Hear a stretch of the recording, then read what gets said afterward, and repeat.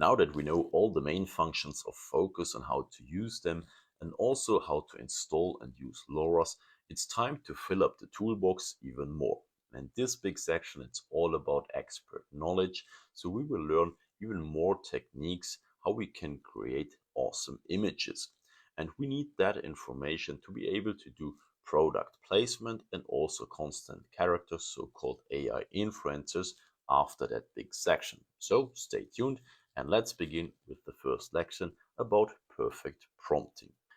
Good, we already heard a lot in this course about prompts and prompting, and in this lection I want to show you what makes a prompt actually good.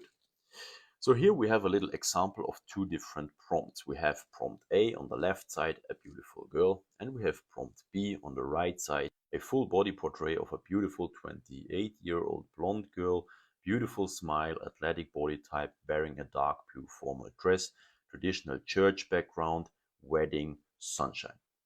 And the question is, what makes this prompt better than the one on the left? And yes, it's longer, but it's more. We have intention, details, context, and a complete scene. Because when we look at the prompt on the left side, a beautiful girl, this could be anything. Like, it's very subjective what a beautiful girl actually is. And on the right side, there's less space for variance. So it's very clear defined what we actually want to see and what we mean with that beautiful girl. And I tried out both prompts in Focus, and as you can see, both results are actually good. We have a beautiful girl, no question about that. But if you look on the image on the right side, we got exactly what we planned. And if you look onto the image of the left side, we just got a random image. And the question is now, is more always better? And the answer is not necessarily. The rule of thumb is as short as possible, but as long as necessary, because we have to include everything that is of importance for our image. Then keep in mind that the beginning of the prompt has more weight than the end of the prompt, especially if it's a longer prompt. So make sure to put into the beginning of the prompt the most important aspects of the image. And too many words will lead to poorer results. This is kind of reasonable because if you can imagine, Stable Diffusion has to include all these words into one image. And if this is just too much or too complex, Stable Diffusion gets confused and we get poorer results. And in my personal experience, it's best to use maximum 60 words in a single prompt. This works pretty good. It can be way less, it can be a little bit more, but with 60 words, you're good to go.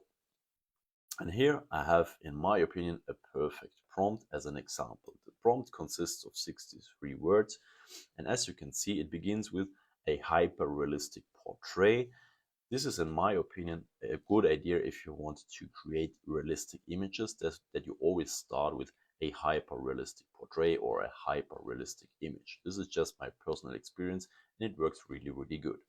After that, we see all the visual aspects of that particular girl, like the age, where she's from, her look, her hairstyle, and also her body, and so on.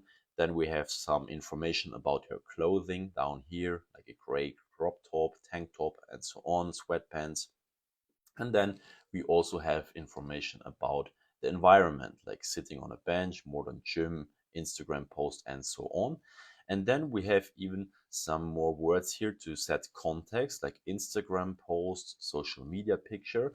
And at the end of the post, we have some quality information. For example, HD 32K, incredibly detailed, ultra high definition, vibrant colors, perfect saturation. And all this together makes the perfect prompt because we have a lot of context, we have all the details, we have even quality aspects, how the image should actually look like, and also some context, in that case, social media picture. And if you include all these words, you get a quite nice result, as you can see on the right side of that slide.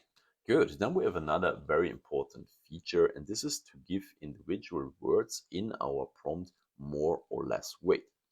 And we just do that by marking a word or several words. And after that, we use the control key and these arrows to either increase or decrease the weight of that particular word. For example, in that example, I just marked modern gym, used the control key and the arrows to the top to increase the weight of modern gym to 1.4. And as you can see in the right image, we have a pretty modern gym, and here on the left side it looks a little bit older. Just keep in mind that you should not go over 1.4. If you increase the weight of a certain word to more than 1.4, your results get a little bit crazy. So please stay below 1.4. Then we have another important aspect, and this is that AI works with context. We already learned that in the beginning when we talked about stable diffusion in general, but here I want to tell you again what it is all about and what it has to do with your prompts. Anything you don't want to have in the picture should not be included in the prompt, because otherwise this gives the AI context, and maybe the feature you actually don't want to see in the image is still included. And I did a little example to show that. If you, for example, type in the prompt field an 80-year-old senior without hair, it could be that the senior still has hair because hair is still in the prompt.